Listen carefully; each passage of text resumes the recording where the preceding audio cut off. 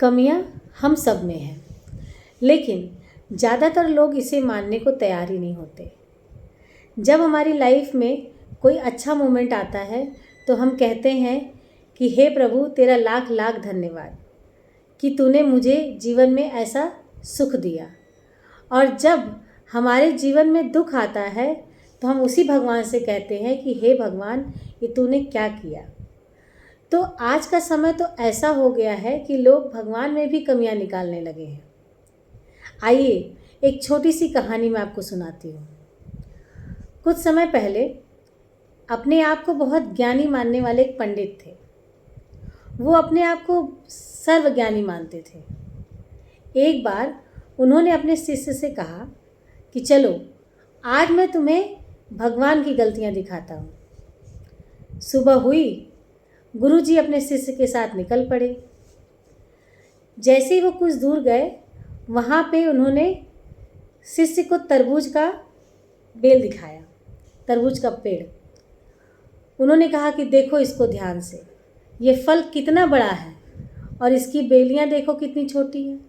अब की ना भगवान ने गलती, अब इतने बड़े फल को उन्होंने इतना कमज़ोर बेल दे दिया, कमज़ोर पौधा दे दिया। तो ये हो गई भगवान की पहली गलती। इसी तरीके से वो कुछ दूर और आगे बढ़े तो उन्हें एक आम का पेड़ दिखाई दिया। बहुत बड़ा घना आम का पेड़ था और काफ़ी बड़ा था। उसमें जो है छोटे छोटे आम के फल लगे हुए थे। तो पंडित जी ने फिर कहा कि देखो, ये देखो भगवान की दूसरी गलती, इतना बड़ा पेड़ है और इन्होंने फल कितने छोटे लगाए हैं। इसी तरह कहते कहते पंडित जी उसी पेड़ के नीचे बैठ गए और थोड़ी देर विश्राम करने लगे। अचानक से खूब तेज आंधी आई, बहुत तेज आंधी आई। अब उन्होंने सोचा ये क्या हो रहा है। ठीक उसी समय पंडित जी जहाँ लेटे हुए थे, विश्राम कर रहे थे, वहीं पे एक आम का जो फल है उनके चेहरे पे गिरा, नाक पे, और वो बिल्कुल हड़बड़ा के उठ गए। अब इस वाक़ये से उन्होंने क्या सीखा? उन्होंने ये सीखा कि जो अच्छा हुआ कि ये आम की जगह तरबूज नहीं था। अगर वो तरबूज होता तो आज उनके चेहरे का, उनके नाक का क्या हाल होता। तो कहने का मतलब ये है, चलिए एक छोटी सी हास्यपद कहानी थी, लेकिन मेरा समझाने का मतलब ये है कि भगवान जो करता है या वो जो सोचता है या जो वो कर रहा है, उसने जो डिसाइड कर लिया है, वो गलत नहीं हो सकता। हम चीज़ों को एक्सेप्ट करना सीखें। अगर हम ये समझ लें कि नियति का ही खेल है सब कुछ और हमें पता है कि ये होने वाला है या हो सकता है, हम उसके लिए मेंटली प्रिपेयर हैं, तो मेंटल स्ट्रेस हमें होगा नहीं, और होगा भी तो थोड़ा कम होगा, क्योंकि सिर्फ समझने की बात होती है। इसी तरीके से जब एक माँ गर्भवती होती है तो वो सबसे ज़्यादा मेंटल स्ट्रेस लेती है।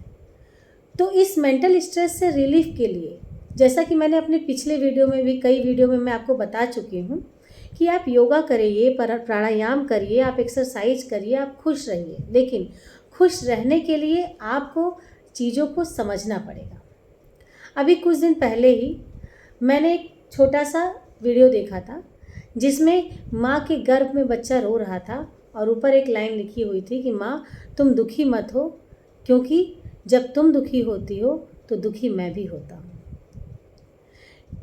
सिर्फ इतनी छोटी सी बात अगर हम समझ लें कि जो ये जीवन चक्र है, इसमें आपका जो कर्म है आप वो करते जाइए, बाकी जो फल मिलने वाला है, जो आपके नियति में लिखा है, वो आपको मिलेगा। आप बस इन बातों को अगर समझ लेंगी तो आपका जो मेंटल स्ट्रेस है वो कम होगा और उसका प्रभाव आपके बच्चे पे पड़ेगा। तो इतना ज़्यादा सोचने की ज़रूरत नहीं है। ये जो गर्भावस्था की यात्रा है, ये चलने वाली प्रक्रिया है, इसमें उतार चढ़ाव होते रहते हैं, लेकिन इस यात्रा में या इस यात्रा के दौरान आपको अपने मेंटल स्टेटस को, अपने फिज़िकल को, सभी चीज़ों को बिल्कुल बैलेंस रखने का प्रयास करना है, क्योंकि आपके जीवन से एक जीवन और जुड़ा हुआ है। अभी तो वो दुनिया में भी नहीं आया है। तो क्यों लेना स्ट्रेस? दुख तो आता है, जीवन है तो सुख भी आएगा और दुख भी आएगा। बट अगर हम बातों को और उस प्रक्रिया को जो हमारे जीवन में आके हम दखलंदाजी करता है और हम अपनी मानसिक स्थिति खो बैठते हैं, हम बहुत स्ट्रेस में आ जाते हैं, हमें क्रोध आता है, हम गुस्से में कुछ भी कह देते हैं, तो अगर हम ये समझ लें कि ऐसा हम करेंगे तो इसका प्रभाव हमारे होने वाले बच्चे पे क्या पड़ेगा, इसका असर क्या पड़ेगा। कुछ लोग मुझसे कहते हैं कि मैम, हमसे कहा जाता है कि अगर मैं एग्रेसिव हूँ या मुझे बहुत गुस्सा आ रहा है तो मुझे ध्यान करना चाहिए, तो उस ध्यान में मैं क्या करूँ? अब आप बताइए, ध्यान में मैं क्या करूँ और ध्यान को मैं कैसे करूँ, ये भी समझने की क्रिया है कि जब हम ध्यान में बैठते हैं तो सबसे पहले अपने मन को स्थिर करते हैं। मन की स्थिरता बहुत ज़रूरी होती है, लेकिन आज के समय में लोग छोटी छोटी बातों को इतना बड़ा बना देते हैं और उस छोटी बात को बड़ा बना के उसके ऊपर इतना सोचने लगते हैं कि वो खुद डिप्रेशन के शिकार हो जाते हैं। तो क्यों लेना डिप्रेशन? क्यों इतना सोचना? जीवन मिला है ना, जीवन एक ही है, तो इतना क्यों सोचना? किसी के पास बहुत ज़्यादा धन है, किसी के पास बहुत कम धन है और किसी के पास बिल्कुल नहीं है। जैसा कि हम सब जानते हैं, सबके कर्मों की जो यात्रा होती है वो कहीं ना कहीं जाके रुकती है और कर्मों का जो फल होता है वो हमें किसी न किसी रूप में कभी ना कभी ज़रूर मिलता है। तो मेरी आप जितने भी लोग हैं या जो मेरा सब्जेक्ट है जिसके ऊपर मैं बात करती हूँ कि गर्भवती जो माताएं होती हैं उन्हें ज़रूरत से ज़्यादा स्ट्रेस नहीं लेना है।